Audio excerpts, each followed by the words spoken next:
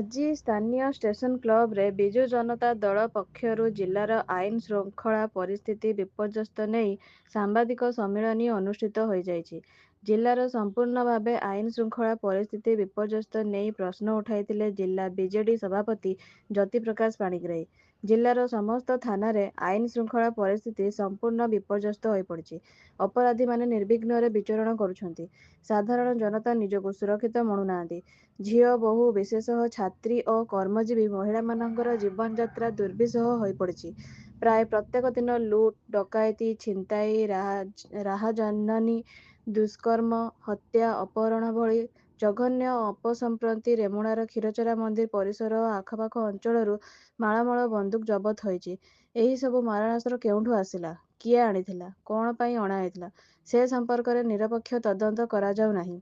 BJP ଦଳର ନେତା ସମର୍ଥକମାନେ ଏଥିରେ ପ୍ରତ୍ୟକ୍ଷ ଓ ପରୋକ୍ଷ ଭାବରେ ସଂଶ୍ଳିଷ୍ଟ ଥିଲେ ମଧ୍ୟ ସେମାନଙ୍କ ବିରୁଦ୍ଧରେ କାର୍ଯ୍ୟାନୁଷ୍ଠାନ ହେଉନାହିଁ ବୋଲି କହିଥିଲେ ଶ୍ରୀଯୁକ୍ତ ପାଣିଗ୍ରାହୀ। ଏହି ସାମ୍ବାଦିକ ସମ୍ମିଳନୀରେ ନୀଳଗିରି ପୂର୍ବତନ ବିଧାୟକ ସୁକାନ୍ତ ନାୟକ, ରେମୁଣା ପୂର୍ବତନ ବିଧାୟକ ସୁଧାଂଶୁ ଶେଖର ପରିଡ଼ା, ରେମୁଣା ଏନ୍ଏସି ଅଧ୍ୟକ୍ଷା ତନୁଜା ଗିରିଙ୍କ ସମେତ ବିଜେଡିର ବରିଷ୍ଠ ନେତୃବୃନ୍ଦ ଉପସ୍ଥିତ ଥିଲେ। ଆମେ ଜଣାଇ ଦେବାକୁ ଚାହୁଁଛୁ, ବାଲେଶ୍ୱର ପରି ଶିକ୍ଷିତ ଏବଂ ଶାନ୍ତିପୂର୍ଣ୍ଣ ଜିଲ୍ଲାରେ ଆଇନ କାନୁନ ବ୍ୟବସ୍ଥା ଧ୍ୱସ୍ତବିଧ୍ୱସ୍ତ ହୋଇଯାଇଛି। ଏଠି କୁପାରୀଠାରେ ଖଣି, ପଥର ଲୁଟ୍ତରାଜ, ମହରମ, ନୀଳଗିରିରେ ମଧ୍ୟ ତଦ୍ରୁପ ଅବସ୍ଥା। ଆଜି ନୂଆ ନୂଆ ଦେଖିବାକୁ ମିଳିଛି ରେମୁଣା ଅଞ୍ଚଳରେ ବନ୍ଧୁକ ମାଳ ଜବତ ହୋଇଛି। ତେଣୁ ଇଏ ଅପରାଧୀ କିଏ, କେଉଁଠୁ ଏ ବନ୍ଧୁକ ଆସିଲା, ଇଏ ଉପରେ ନିରପେକ୍ଷ ତଦନ୍ତ ହେବା ଦରକାର ଏବଂ ଅପରାଧୀମାନଙ୍କୁ ଜିରୋ ଟଲରାନ୍ସରେ କଡ଼ାରୁ କଡ଼ା ସଜା ଦେବାର ବ୍ୟବସ୍ଥା କରାଯିବା ଉଚିତ।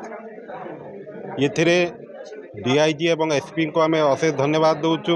ସେ କିଛି ରିଫର୍ମେଟିଭ୍ ମେଜର୍ସ ନେଉଛନ୍ତି, ଯେଉଁଥିରେ 2 ଦିନ ତଳେ କିଛି ଥାନା ଅଧିକାରୀଙ୍କୁ ଟ୍ରାନ୍ସଫର ମଧ୍ୟ କରାଯାଇଛି। ଇଏ ମଧ୍ୟ ଗାଁ ଗଣ୍ଡାରେ ଆଲୋଚନା, ଥାନା ଅଧିକାରୀ ଖଇରା ଅଞ୍ଚଳରେ ଥିଲେ, ସେ ଖଣିର ମାଲିକାନା ଥିଲା। ତେଣୁ ଏଥିରୁ ସ୍ପଷ୍ଟ ହେଉଛି ମିଲିଭଗତ ରହୁଛି ଶାସକ ଦଳ ଏବଂ ଅପରାଧୀମାନଙ୍କ ସହିତ ମିଶି ପୋଲିସ ତାର ଯେଉଁ କାର୍ଯ୍ୟକ୍ରମ କରୁଛନ୍ତି ତାହା କେବେ ଗ୍ରହଣୀୟ ନୁହେଁ।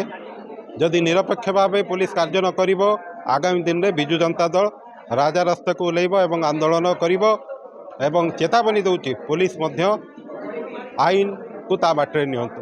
ଧନ୍ୟବାଦ।